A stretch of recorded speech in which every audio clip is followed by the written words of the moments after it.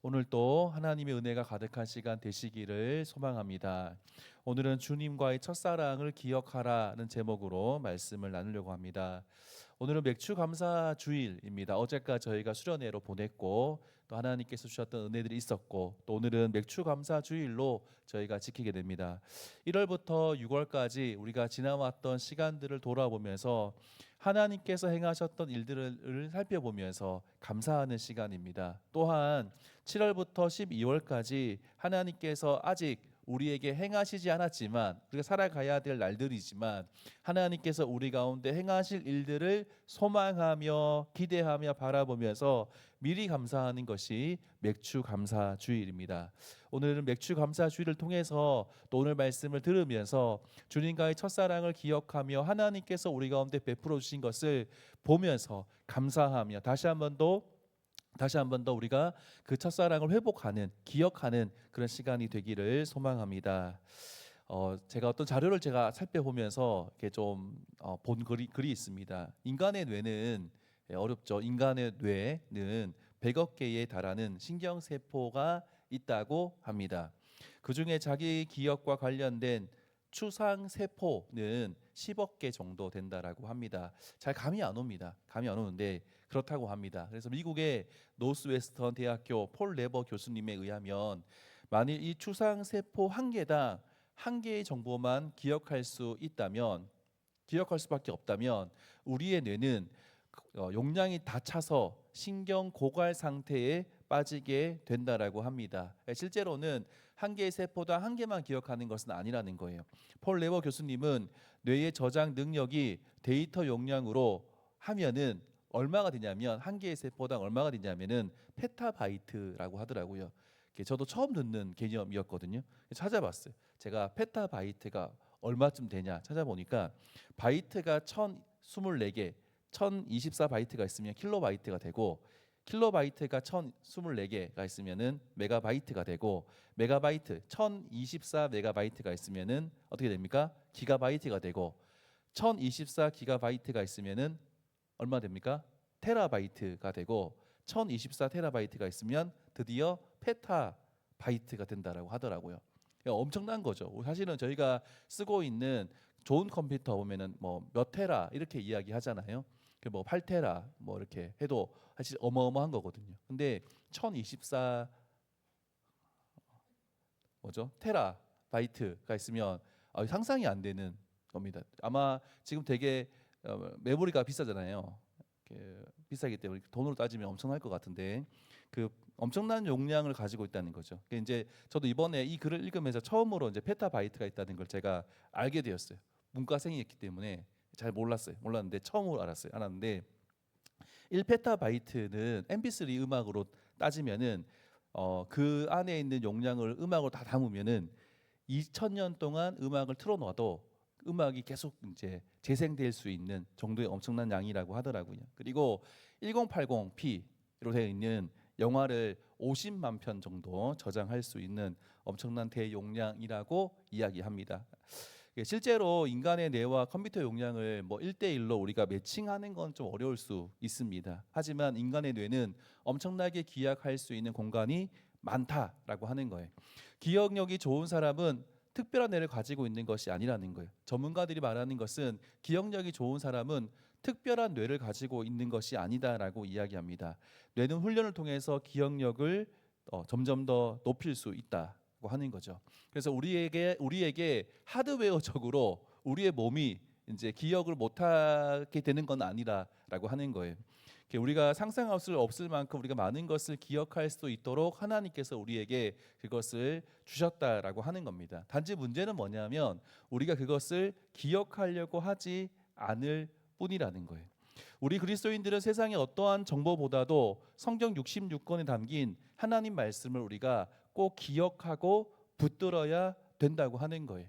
시험을 위해서 열심히 공부하고 기억해야 됩니다. 시험도 잘 쳤으면 좋겠어요. 그래서 합격도 하고 승진도 했으면 좋겠어요. 근데 우리는 평생 하나님 말씀을 읽어야 되고 하나님 말씀을 붙들고 살아가야 되기 때문에 마음과 생각을 늘 그 성경에 두고 늘 기억하면서 말씀대로 살기를 위해서 힘써야 된다라고 하는 거예요. 특별히 오늘 말씀 속에서도 하나님과의 첫사랑을 기억하라라고 말씀하고 있는데, 우리가 기억해야 될 첫사랑이 무엇인지를 함께 살펴보면서 우리 그것을 꼭 붙들고 기억하며 우리 마음속에 담고 우리 머릿속에 담아서 평생토록 주님과의 첫사랑을 이어갈 수 있는 청년들 되기를 주님의 이름으로 축복합니다. 오늘은 예레미야 2장 말씀을 보려고 합니다. 본격적으로 살펴보기 전에 잠시 배경을 살펴보려고 합니다. 예레미야가 선지자로 활동했던 시대의 국제 정세는 아수르가 몰락합니다. 우리가 봤던 이사야까지는 당시의 월드 파워 가장 센 강대국이 누구였냐면은 아수르였다라고 하는 거예요. 그런데 시간이 지나면서 예레미야 시대로 오면서 아수르가 몰락하기 시작했고, 이제는 새로운 신흥 국가인 바벨론이라는 나라가 세워지고 급부상하던 시기가 바로 예레미야가 살던 시대였다라고 하는 거예요. 사실은 아수르 땅의 대부분이 다 바벨론 땅으로 바뀌게 됩니다. 아수르 제국이 거의 그냥 바벨론 제국으로 바뀌었다라고 하는 것을 우리가 생각하시면 됩니다. 엄청나게 큰 제국이었거든요. 근데 그 제국을 그대로 순식간에 아수르가 멸망하고 순식간에 바벨론이 세워졌다라고 하는 것을 우리가 확인할 수 있습니다.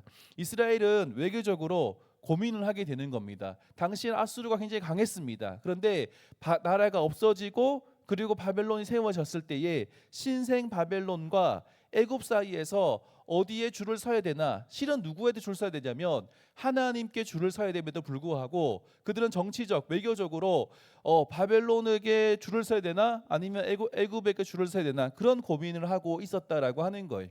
어디에 우리가 줄을 서야지 우리를 보호할 수 있을까, 그런 생각들을 그 당시에 남유다 왕과 정치인들이 하고 있었다라고 하는 겁니다.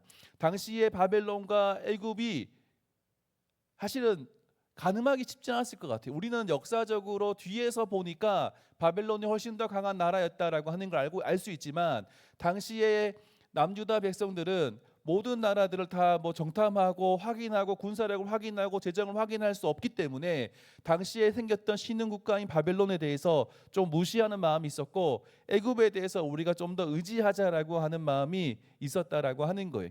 이에 예레미야는 친애굽 정책을 폈던 유다와 그 지도자를 향해서 어떻게 말씀을 했냐면은 바벨론에게 항복하는 것이 하나님의 뜻이다. 이미 하나님께서 바벨론을 통해서 남유다를 심판하기로 결정하셨기 때문에 우리가 다른 것을 의지하는 것이 아니라 하나님을 의지하는 마음으로 바벨론에게 항복해야 된다. 그렇게 메시지를 전하고 다녔습니다. 어떻게 보면은 굉장히 쉽지 않은 말이에요. 쉽지 않은 말입니다. 제가 예를 들어서 예레미야라며 너무 힘들었을 것 같아요. 왜냐하면은 분명히 나라가 버젓이 있는데 우리 망할 거다. 우리 망할 거니까 빨리 바벨론에게 항복하자라고 하는 거는 매국노처럼 보이기 때문이에요. 그 당시에 인기 있던 사람들은 어떤 사람입니까? 우리가 애굽에 붙으면 바벨론과 맞서 싸울 수 있다라고 이야기하는 것이 당시에 인기 있는 정치인들이었을 겁니다. 그런데 예레미야는 너무나 안타깝게도 하나님 말씀을 들었고 하나님 말씀을 선포해야 되는 자리에 있었다라고 하는 겁니다. 예레미야는 하나님이 바벨론으로 남유다를 심판하실 것이고 그것이 하나님의 뜻이기 때문에 우리 거기에 순종하고 순응해야 된다라고 전달했던 겁니다. 그러면서 예레미야가 했던 메시지는 무엇이냐면 하나님 앞에 회개하라는 거예요. 너희의 죄를 돌이키고 회개해야 된다라고 강력하게 메시지를 주었습니다. 유다의 죄악은 크게 두 가지입니다. 하나는 뭐냐면은 하나님이 이스라엘을 선택하시고 출애굽의 은혜를 베풀어 주셨습니다. 그죠? 근데 하나님을 저버리고 하나님의 백성의 정체성을 잊어버렸다라고 하는 거죠. 하나님 백성의 정체성은 무엇입니까? 하나님만 섬기는 거예요. 하나님만 믿는 겁니다. 국제 정세가 어떻게 바뀔지 모르는 상황 속에서 이스라엘 백성들, 남유다 백성들이 해야 될 것은 하나님을 믿는 거예요. 하나님 믿지 않았던 거예요. 두 번째는 무엇입니까? 우상을 섬겨서 영적 타락을 가져온 것이, 하나님이 아니라 다른 신들을 섬기기 시작하는 거예요. 다른 신들을 가지고 와서 우리가 강대국이 섬기는 신을 섬기면 우리도 강대국이 되겠지, 그런 마음으로 우상들을 가지고 와서 섬기기 시작했다는 겁니다. 그래서 1장에서 예레미야는 소명과 더불어서 그 소명을 확증하기 위해서 하나님께서 살구나무 가지와 끓는 가마 환상을 보여주셨어요. 그리고 2장에서는 본격적으로 유다가 행한 죄악의 실상이 어떠한 것인지를 전하는 거예요. 하나님은 하나님 말씀을 예레미야의 입에 두시고 하나님의 마음과 계획을 전하게 하시는 거예요. 오늘은 예레미야가 전해준 말씀을 통해서 하나님께서 우리에게 어떤 말씀을 주시는지를 살펴보고 우리 또한 함께 결단하며 함께 기도할 수 있는 시간들을 되었으면 좋겠습니다. 첫 번째입니다. 주님과의 첫사랑을 잊지 말아야 된다라고 분명하게 말씀하고 있습니다.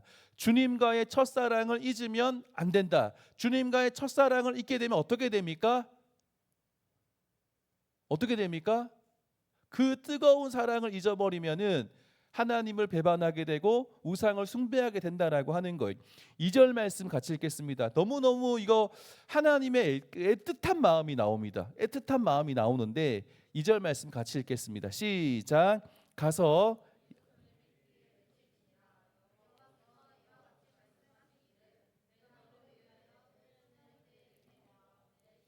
사랑을 기억하노니 곧 씨 뿌리지 못하는 땅 그 광야에서 나를 따랐음이니라. 아멘.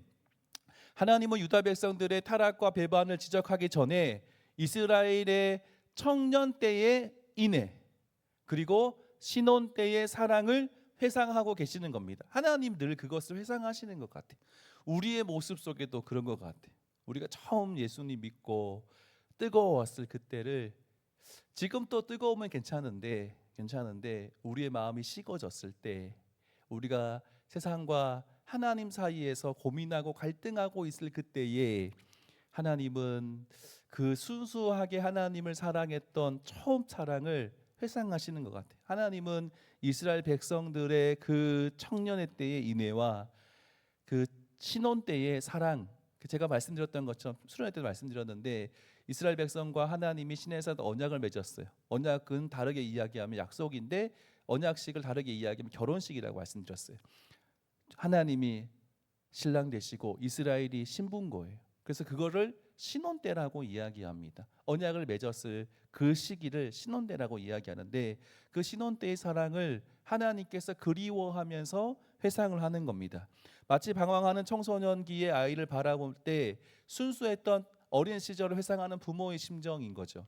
그런 겁니다. 제가 예전에 있었던 교회, 모교회에서 어떤 집사님과 딸이 있었어요. 남자 집사님과 딸이 있었는데 어릴 때 굉장히 친했어요. 저희가 어릴 때부터 그 집을 봤었기 때문에 저희 옆집에 살았거든요. 그래가지고 옆집에 사셨을 뿐만이 아니라 같은 교회에 있었기 때문에 딸이 정말 아빠를 좋아했어요. 그런데 청소년기 시절이 되면서 막 엇나가기 시작하는 모습들을 봤었거든요. 그 아버지가 울면서 그때가 정말 그립다라고 하면서 많이 속상해하고 회상했던 모습이 있는데 하나님께서 꼭 그렇게 하신다라고 하는 거예요. 2절 말씀을 보면은 기억하노니란 단어는 한동안 잊고 있다가 갑자기 떠올린다는 의미가 아니라 잊지 않고 마음에 계속 두고 있었다라고 하는 의미입니다. 그러니까 계속해서 하나님께서 마음을 두고 있는 거예요. 청년의 때는 언제입니까? 이스라엘 백성들이 출애굽한 이후에 광야 생활하던 때라고 하는 거죠. 이 청년의 때에 이스라엘 백성들은 하나님에 대한 인애, 하나님을 향한 사랑과 신뢰를 가지고 있었다라고 말씀합니다. 그리고 신혼의 때는 무엇입니까? 출애굽한 이스라엘 백성들이 시내산에서 하나님과 언약식을 맺었던 때, 하나님과의 언약을 맺었던 때를 가리키는 거예요.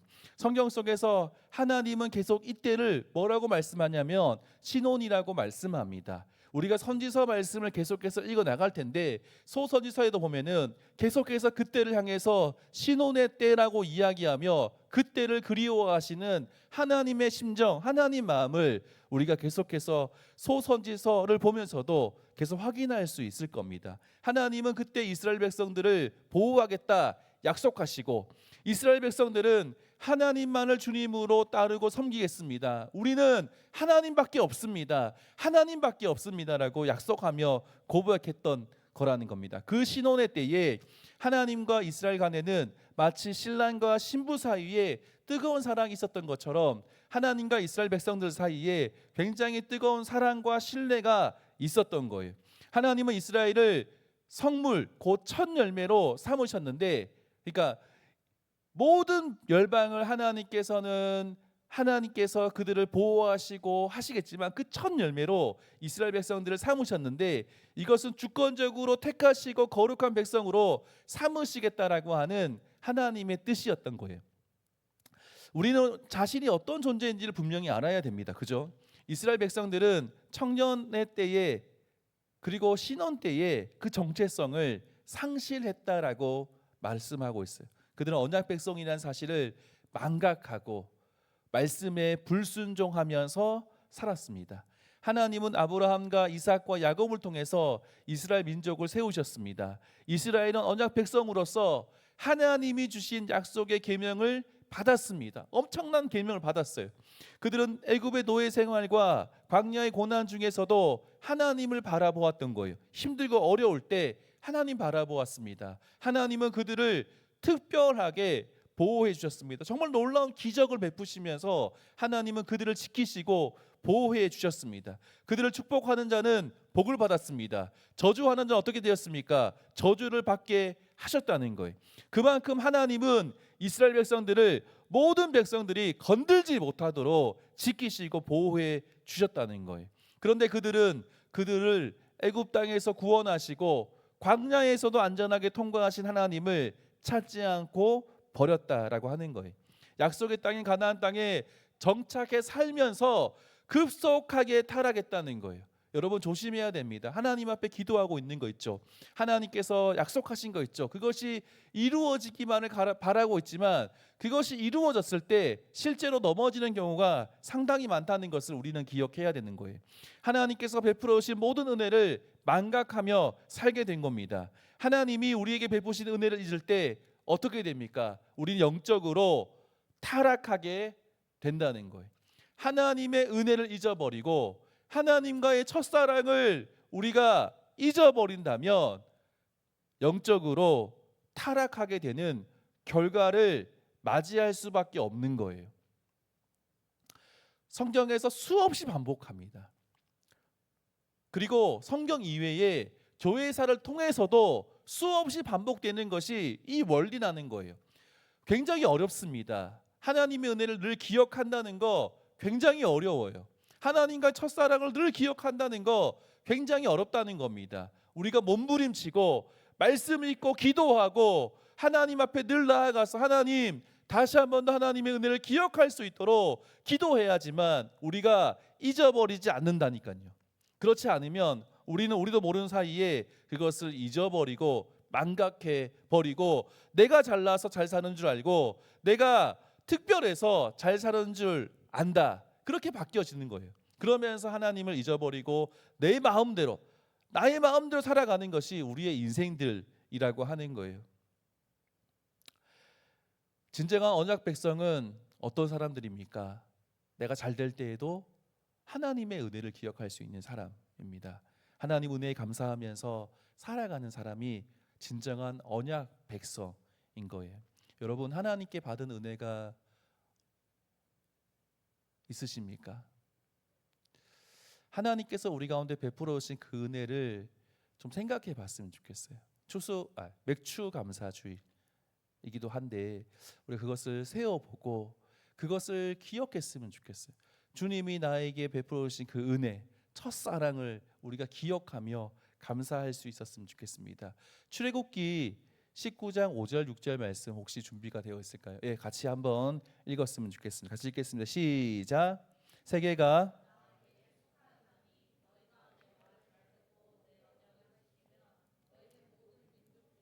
내 소유가 되겠고 너희가 내게 대하여 제사장 나라가 되며 거룩한 백성이 되리라. 너는 이 말을 이스라엘 자손에게 전할지니라. 아멘.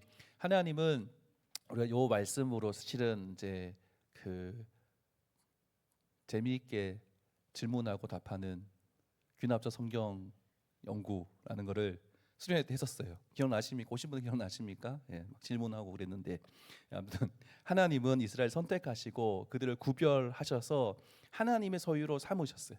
이것은 이스라엘이 남달리 가진 무엇 때문이 아니라 하나님의 전적인 은혜와 선택과 사랑이었습니다. 우리를 위해서 예수님을 이 땅에 보내주시고 십자가에서 우리의 모든 죄를 대신 지게 하신 사건은 우리를 향하신 전적인 하나님의 사랑이고 은혜라고 하는 거예요. 결코 우리의 잘남 때문이 아닙니다.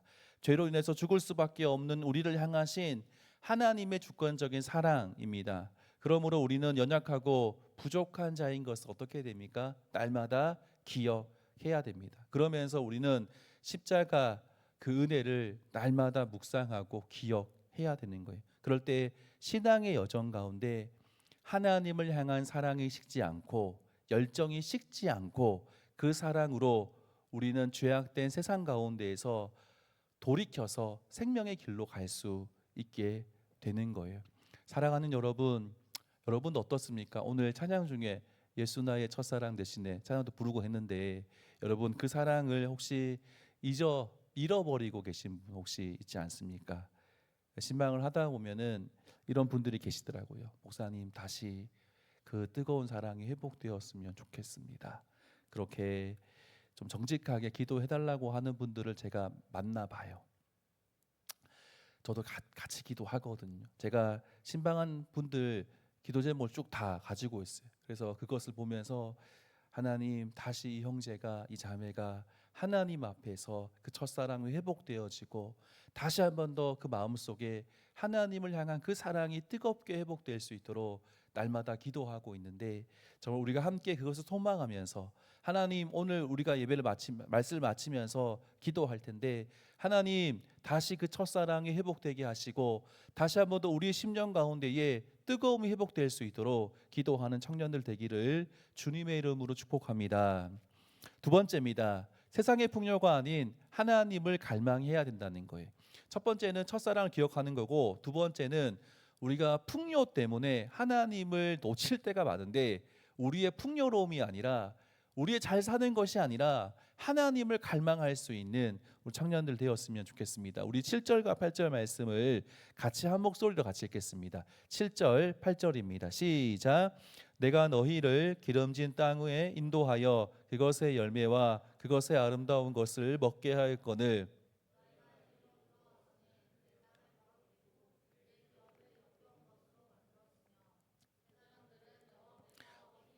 말하지 아니하였으며 율법을 다루는 자들은 나를 알지 못하며 관리들도 나에게 반역하며 선지자들은 바알의 이름으로 예언하고 무익한 것들을 따랐느니라. 아멘. 아멘하기 힘든 말씀인데 아멘.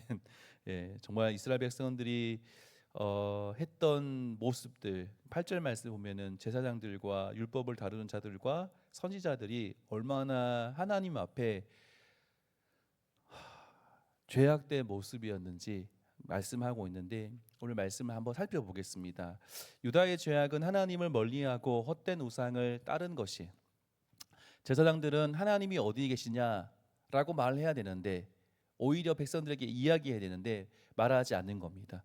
율법을 다루는 자들은 하나님을 알지 못했던 겁니다. 관리들은 하나님께 반역하고 선지자들은 바알의 이름으로 예언하고 무익한 것을 따랐다라고 고발하고 있습니다.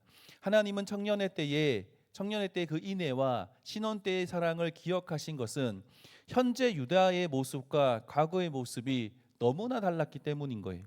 선하신 하나님께서는 어떠한 불의함도 없으세요. 유다가 하나님을 떠난 이유는 하나님께 무슨 잘못이 있어서가 아니라는 거예요. 순전히 그들의 욕심 때문에 하나님을 떠나게 되었다는 겁니다. 이스라엘 백성들이 청년의 때와 신혼의 때에 받았던 사랑을 기억한다면 결코 하나님을 떠날 수 없는 거예요. 하나님은 그들이 헛된 것을 따라서 헛되이 행했다라고 말씀하고 있어요. 우리가 헛된 것 하면은 전도서 말씀 기억나면 그때 나왔던 단어가 뭐였습니까? 헤벨이란 단어였거든요. 보면은 동일한 의미예요. 헛된 것은 뭐냐면 호흡, 그러니까 없어지는 거, 연기 같은 거예요. 그 호흡처럼 연기처럼 허무하고 무가치한 것을 의미하는데 유다 백성들이 섬긴 우상들이 바로 이같이 허무하고 무가치하다라고 하는 것을 말씀하고 있어요. 7절 말씀에 나오는 것처럼 하나님이 허락하신 약속의 땅 가나안 땅을 더럽히고 역겹게 만들었다라고 하는 거예요. 7절 말씀에 나오는 역겨운 것으로 만들었다 이 말은 좀 더러운 표현인데 먹은 것을 토해내고 싶을 정도로 아주 혐오스럽게 되었다라고 하는 겁니다.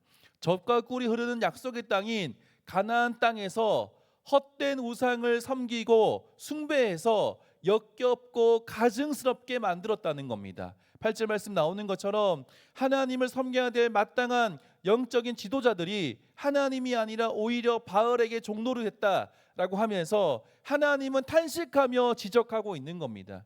세상의 풍요를 누리면서 믿음을 지킨다는 것은 쉽지 않죠. 이스라엘 백성들도 물질적 풍요에 취하면서 스스로 타락하게 된 거예요.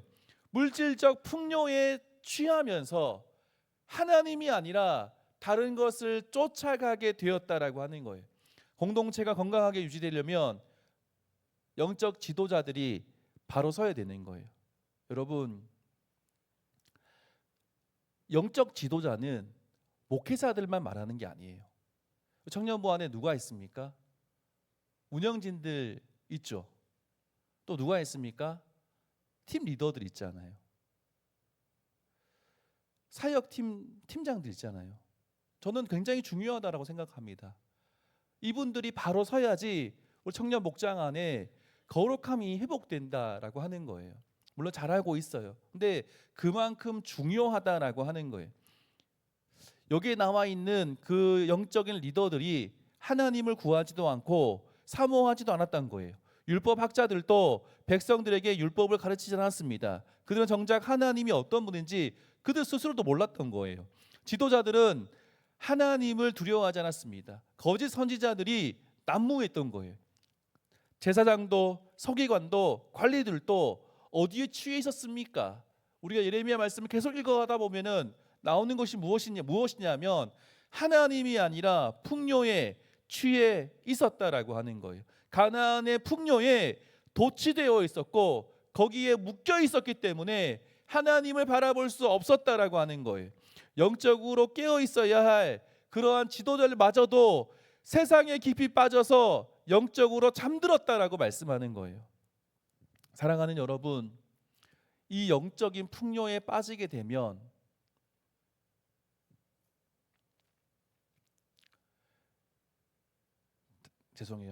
세상적인 풍요에 빠지게 되면 타락할 수밖에 없는 거예요. 세상적인 풍요에 빠져가다 보면은 하나님 보이지 않습니다. 하나님 찾지 않습니다. 하나님이 아니라 세상의 풍요를 찾을 수밖에 없다라고 하는 거예요. 영적으로 깨어 있어야지만 이 풍요에 우리가 빠지지 않게 되는 거예요. 여러분 한번 고민해 봤으면 좋겠어요. 제가 이제 설교를 준비하면서 우리 청년들 안에 좀 부담을 좀 주고 싶다는 마음이 있습니다. 여러분 잘 되었으면 좋겠어요. 돈도 많이 벌었으면 좋겠어요. 근데 그것이 목적이 되면 안 된다는 거예요. 수단은 되면 좋겠어요. 내가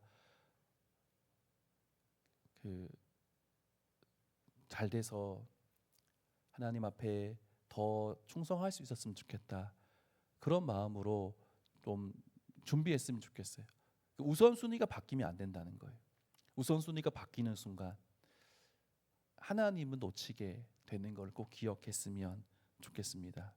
우리의 삶의 방향과 목적이 분명해야 되는데 세상이 아니라 하나님이 되었으면 좋겠습니다. 하나님 바라보고 정말 하나님께 나아가며 몸부림치며 주님과의 첫사랑을 잊지 않고 하나님께서 베풀어 주신 그 놀라운 그 사랑, 우리가 아까 찬양했죠. 하나님이 세상을 사랑하사 독생자를 주셨던 그 사랑을 계속해서 우리가 붙들고 나아갈 수 있는 청년들 되었으면 좋겠습니다. 말씀 마무리하겠습니다. 출애굽 이후 광야 시절에 이스라엘은 신혼부부처럼 하나님을 사랑했습니다. 여러분 결혼 꼭 하십시오. 결혼 너무 좋아요. 제가 결혼하고 후회했습니다. 제가 2년 교제했거든요. 1년만 교제하고 결혼할 걸 후회했어요. 이 좋은 걸 왜 미뤘을까 생각. 결혼 꼭 하세요. 그 결혼을 통해서 또 하나님 사랑을 더 볼 수 있는 것 같아요. 그래서 결혼 꼭 했으면 좋겠는데 그 신혼의 때에 정말 하나님을 사랑했어요. 하나님 사랑했고, 근데 그들이 가나안 땅에 정착한 이후에 하나님을 급속도로 잊어버리는 모습을 우리가 보게 되는 거죠. 수많은 선지자를 보내가지고 돌아오게 했겠지만 돌아오지 않고 여전히 거기에 취해 있는 우리 뭐 아무 잘못이 없다라고 생각하며 취해 있는 그들을 향해서 하나님은 결국 심판하실 수밖에 없는 거예요. 새롭게 시작할 수밖에 없었던 거예요. 여러분 다시 한 번 더 우리가 하나님의 사랑과 회복되어질 수 있었으면 좋겠어요. 그러면서 오늘 맥주 감사 주일인데 맥주 감사 주일을 보내면서 그 첫사랑을 좀 기억하며 감사했으면 좋겠습니다. 하나님께서 베풀어 주신 그 첫사랑을 좀 기억하면서 감사했으면 좋겠어요. 하나님께서 베풀어 주신 그 은혜를 좀 기억하면서 감사했으면 좋겠습니다. 그렇게 감사하는 자들은 절대 하나님을 놓치지 않는다라고 저는 확신합니다. 그래서 오늘 말씀을 기억하면서 정말 하나님 사랑 가운데 나아갔으면 좋겠어요. 아름다우신이라는 찬양을 제가 부탁했거든요. 그 가사를 좀 기억하면서